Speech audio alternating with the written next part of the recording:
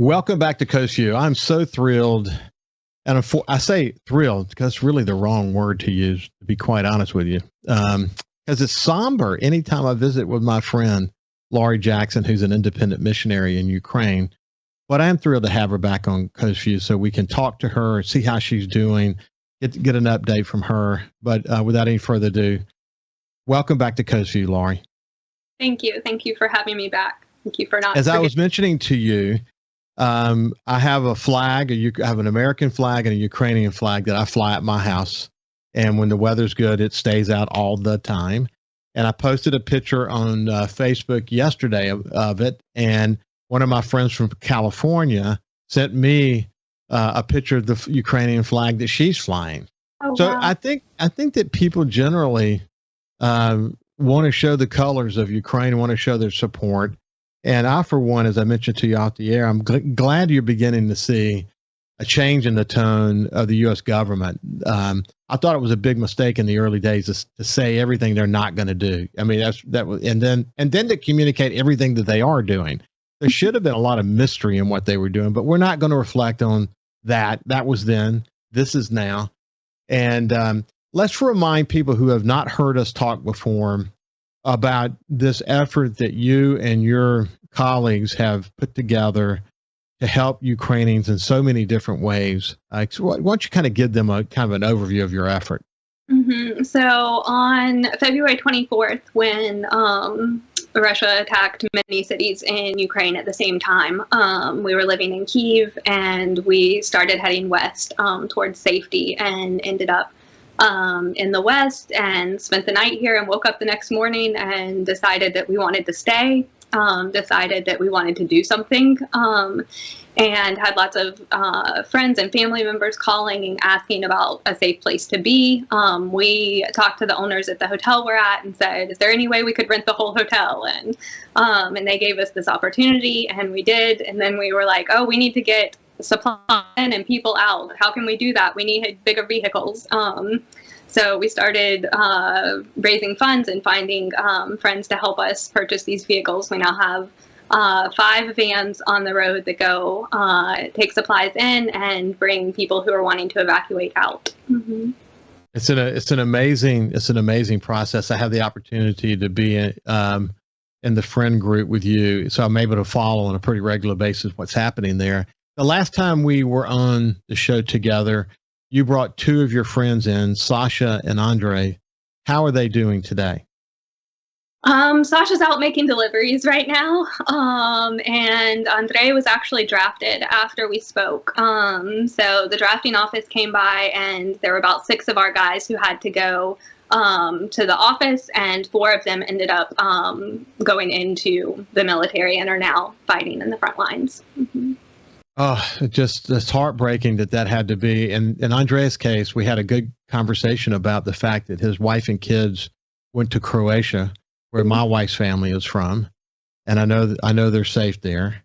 But it's just heartbreaking to see that family split up. But what I remember about him is that he was a app developer, software developer, very successful. And in the case of Sasha, he was a photo, I guess not journalist, but a photography expert, and both of them had successful careers.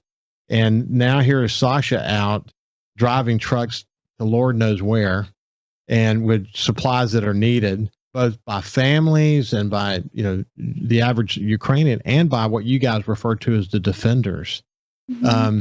So what's the mood there? You mentioned when we're off the air about it's heartbreaking and inspiring at the same time. You sort of live in a paradox. Tell me about that.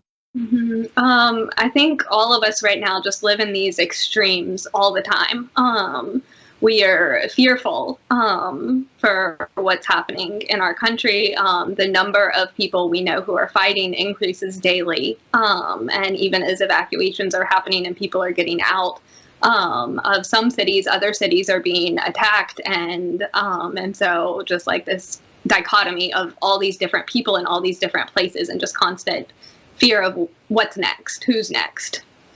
But at the same time, Ukrainians are incredible, and they're not giving up, and they will do whatever they can to help each other and to be with each other. Since we talked, we've had one baby born and another one due any day now. The couple that arrived today, they got married after February 24th. So, so there are just lots of things to celebrate, but also things that just break your heart all the time. And it's this constant, like, I don't know, just grief, and at the same time, rejoicing, like all at the same time. What is inspiring about what is happening? And it's almost like for certain areas, it's like they're getting hit by a hurricane every day, but the hurricane doesn't go away. It just keeps coming back and destroying incredibly historic and beautiful cities. What is inspiring about what you guys have done, Laurie, is the fact that you've been bolstered by your faith, by bringing your faith together. And say a little bit about how important that has been to you. Oh man, none of this would have happened if it weren't for our relationship with the Lord. I was able to go visit another friend who's helping at a refugee center, and she was asking just about everything that happened, and her husband had said maybe she wanted to come back to Kyiv, and she said, God has placed me here. And we said the exact same thing. Like, we couldn't have planned what's happening. But it wasn't our plan. Our plan was to leave. And the Lord placed us here. And just more and more all the time. A couple days ago, a friend sent me a message, and he was asking for a really random piece of equipment that he hadn't been able to find anywhere. And he said, do y'all have any of these? And I went down to the area where we're storing like what we have. And I said, Sasha, my friend Yosha just asked me for such and such. Do we have one? And in Sasha's hand, Sasha says this. Wow. Like, only the Lord can orchestrate these things. And so we see his hand in just everything that's going on. And he's definitely with us here. What I've been compelled by, and I've said this to you before, but when I look in the hearts of Ukrainians, and most Americans have had this opportunity to see this, and we're all broken by what we see. What I see is us. It's so far away, but technology's enabled us to be close. And what I see is a love of their place, a love of each other, a love, an incredible resiliency, a love of God. And what's interesting is when people think about someone being in this faraway place, they aren't able to identify, but their religious beliefs are very similar to ours. Their commitment to their community and their country is very similar to ours. They are us, Laurie. And that's one of the reasons why you as a Floridian went there and haven't left, and had a chance to leave but didn't. And you stayed. And you put this effort together because you have such a strong, soulful connection to what makes these people so special. And that whatever that is, however you describe that, that's the thing that's going to enable them to win this, whatever winning looks like. Mm-hmm. For sure. Mm-hmm. Talk to me more about that. Talk to me more. Help people understand how they are us. People are people everywhere. And I don't know, there's just something for me that connects with the Ukrainian people. Maybe you're talking about us, and I can think about like Southern hospitality and just the way people are open and willing to invite others in to their community. And so there is no us versus them. Like, all of us are one team. There's no, let's help this person and that person over there can fend for themselves. Like, and I was talking to one of my girls today about her husband. One of his siblings was drafted, and he needed some things, and I went downstairs to collect them for them. And he was like, "Are you sure we can send those? Maybe I can buy something." And I'm like, "No, like, absolutely, we're gonna send them. Like, all of us are one. Like, it's all of us for all of us." Mm-hmm. I'm curious about. Well, I know that there's still been some bombing in other places other than the East, but I have also seen news reports where people have been sort of moving back into Kyiv, for example, and maybe even other places as well. How do people decide whether they're going to stay in Poland or Croatia or wherever they are, and whether they're going to come back or not? And has that set in motion a new set of challenges for you guys? Absolutely. Hey, let's do this, Laurie. Let's do this. I didn't realize we were coming to the end of this segment. I don't want to have to cut you off in the middle of your answer. When we come back, we'll continue our conversation with Laurie Jackson. She's an independent missionary who has been in Ukraine since 2005. She's had an opportunity to leave. Leaving was never an option, really, for her or the people that she's surrounded by, and the work that they're doing to help Ukrainians on so many levels is incredibly inspiring.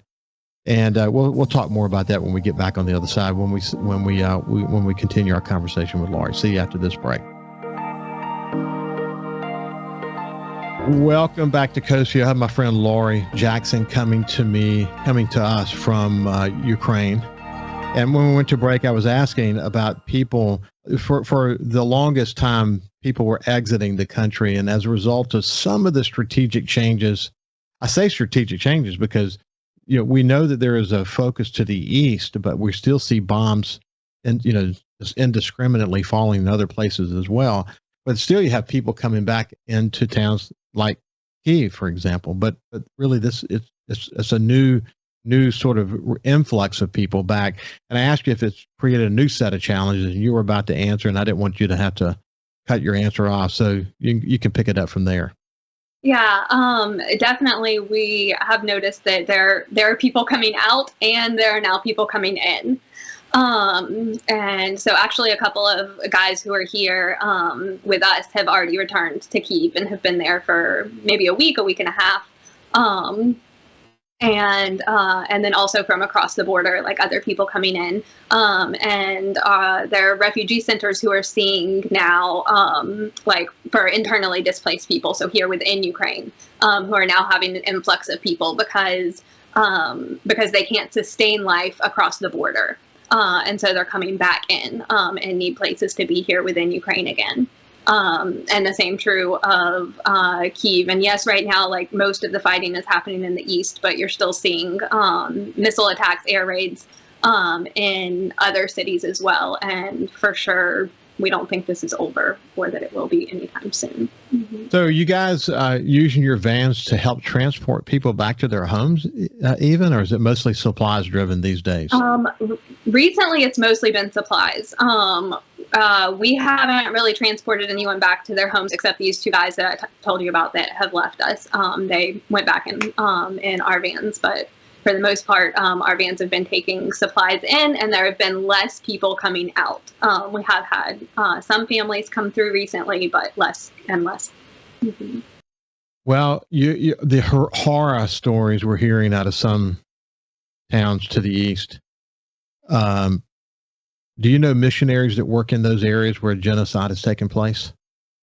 I know missionaries close, and I know people in almost all of the towns that you're referring to. Mm-hmm. And of course we don't know what we don't know still. There's some areas where we continue to uncover where there have been horrific war crimes present.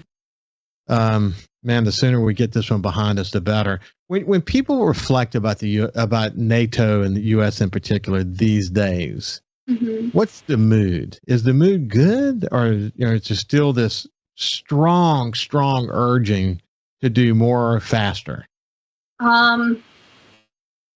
Ukrainians are waiting for help, but they're also not waiting for help.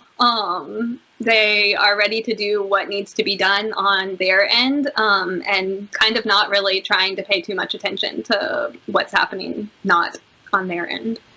Yeah. It's incredible. The leadership coming from where we're sitting, the leadership coming from Ukraine, and this constant urging to the rest of the world to pay attention from where we're sitting has been incredible.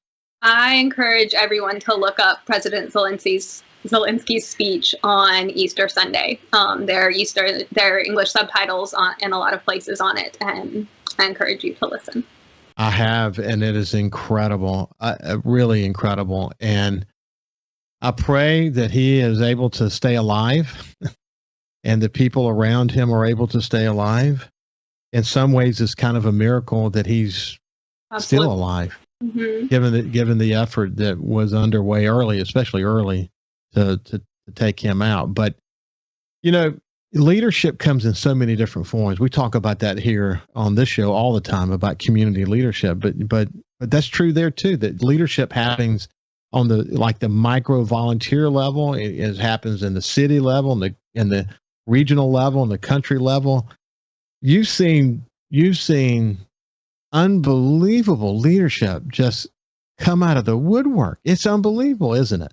My friends have amazed me over and over and over again. You were talking earlier about Sasha being a photographer, about Andre being an app developer, and I don't know, like all of us even joke about now about what we were doing before the war and our life before everything that happened and what we do now. And none of us expected to be in the positions we're in, but everyone stepped up and said, if this is what needs to be done, this is what I'm going to do. And for the most part, for as long as it needs to be done, nobody's even thinking about what's next.